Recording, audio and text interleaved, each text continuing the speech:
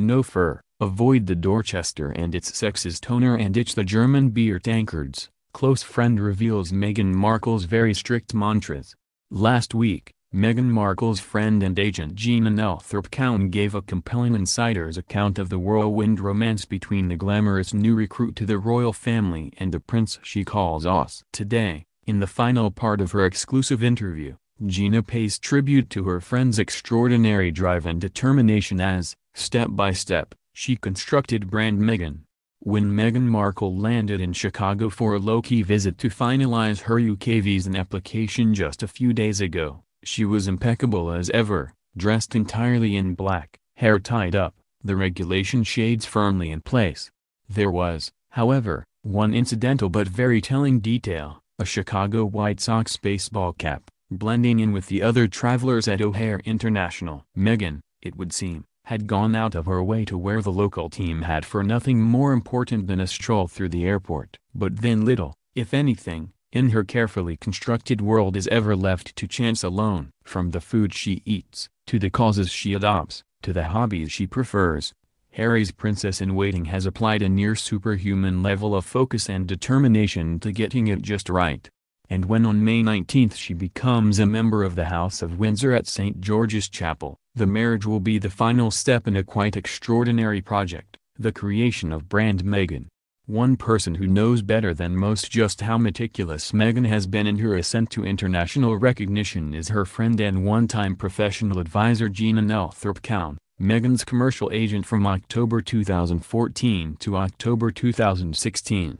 In their time together, she booked Meghan to speak at corporate and charitable events, negotiated sponsorship contracts for the Suits star and helped develop that all-conquering brand. At one time Meghan had even considered becoming a lifestyle guru. The two women first encountered each other when Gina's agency, Cowan, worked with Meghan at an international youth conference. Gina, 52, certainly admires her, describing a cultivated woman whose attention to detail is shown in her love of flower arranging, photography, calligraphy, the art of copperplate writing, and judicious choice of charitable causes, but also in her watchful determination to keep her public image polished at all time. If it is a yes to human rights, environmentalism and gender equality, Meghan, 36, is a United Nations women's advocate, it is also a clear no to promoting fur or animal products, and certainly a no to anything that might make the star look, well, ordinary. Meghan has strong principles. She set herself standards and she knew what she did and didn't want to be associated with very early on, long before Prince Harry, explains Gina.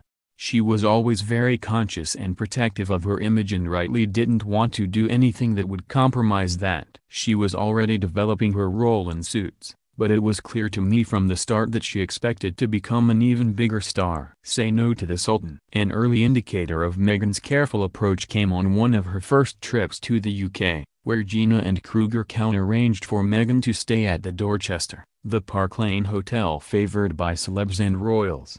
Plans were in place for Ms. Markle, who insisted on using an alias even though most Britons at that point had barely heard of her, to check in for free at the five-star hotel where rooms start from £400. It was an offer for which most clients would give their eye teeth, says Gina. It came as something of a surprise to her hosts. Then, when Meghan wrote to say it simply would not do, it was in conflict with her personal beliefs. The owner, the Sultan of Brunei Hassan Al Bolkiah, whose Dorchester collection includes the Beverly Hills Hotel in LA and the Le Muris in Paris, had recently suggested Sharia punishments should be meted out to adulterers and those found to be homosexual. Women who had abortions would be flogged in public. Gina said, Meghan emailed to say she would never stay at the Dorchester, or any hotels they are involved with. We understood and of course agreed. Her stance may well have softened since meeting Prince Harry. After all, she broke her boycott last May to watch her prince play polo at the Sultan's vast Cosworth Park estate in Ascot. And this is probably just as well as far as the royal family is concerned. The Sultan was a guest at the royal wedding of Prince William and Kate Middleton in 2011. In December last year, Prince William welcomed the Sultan at Buckingham Palace, and in November the Prince of Wales and Duchess of Cornwall made an official visit to the nation where he took tea with the Brunei royal family and senior government ministers.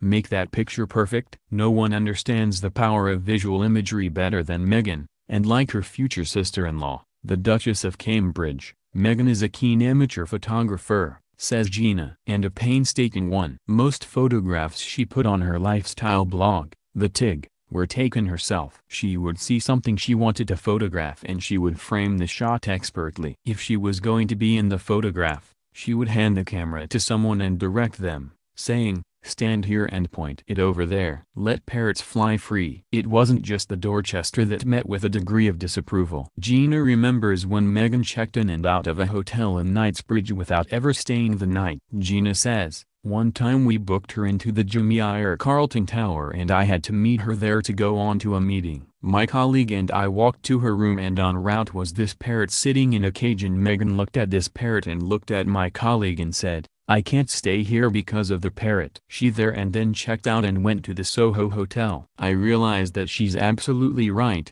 Of course, wild animals belong in the wild and not in cages." Tips from Harry Potter. Meghan has been determined to combine her career with humanitarian causes, particularly women's rights, and was impressed by one actress in particular, Harry Potter actress Emma Watson. "On one occasion, Meghan and I attended an event where Emma, a committed feminist, was speaking," says Gina. "I could tell Meghan was quite taken with Emma's passion and commitment to her cause. I'm sure she was looking at her thinking, Emma is doing this, so can I." Meghan very much wants to be a role model. Gina says that one of Meghan's greatest achievements was delivering the United Nations Women's Speech in New York, where Ban Ki-moon, Secretary General at the time, stood up and thanked her and shook her hand.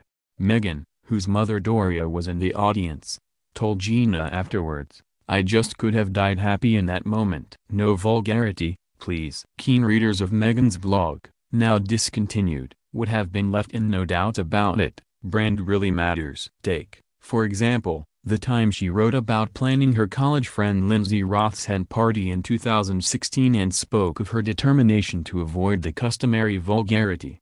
"There would be no go-shell plates for Lindsay," explained Meghan. "Headbands of the phallic persuasion didn't seem on brand for us," she continued. "I opted instead to woo the bride-to-be with a more low-key approach. Tea in a tankard? I'll pass." Even when it came to a straightforward request, like ordering tea, there might be something that caused Meghan's brow to furrow. Gina says, "We were sitting in a lounge and the waiter came around and offered us drinks. There were all these different teas and infusions. Meghan asked for a specialty tea but when it came it was served in this big German-style beer mug, like a tankard you might get at a German beer festival. And they plonked this thing down in front of her. She was waiting for a meeting, done up to the nines, looking stunning. She looked at it and lifted it up and said, 'I can't have this. This is just not on brand.' That was hilarious. It was kind of a joke and we all laughed but she still had the waiter take it back. Don't beat about the bush. She absolutely knows her own mind," recalls Gina. "At one point we were putting together a proposal for a book based on her lifestyle blog The Tig and if she didn't like part of the plan, she would tell you straight out. In the end, it wasn't published because she met Harry and obviously decided it wasn't the sort of thing she should be pursuing right now. There were people in the office she didn't gel with and she said it straight, 'I'm not working with so-and-so anymore.' There was no beating around the bush. It could be awkward but my job is all about building relationships so I understood where she was coming from. Dream big, it works." Was it written in the stars? Her dream of bagging a prince was certainly written in her blog, The Tig. At about the time of Kate's wedding to Prince William in 2011, she says, "Little girls dream of being princesses." And grown women seem to retain this childhood fantasy. Just look at the pomp and circumstance surrounding the royal wedding and endless conversation about Princess Kate. Humorous no doubt, but prophetic also. Then, referring to a popular children's cartoon, she continues, "I, for one, was all about Shira, Princess of Power." Harry might take note.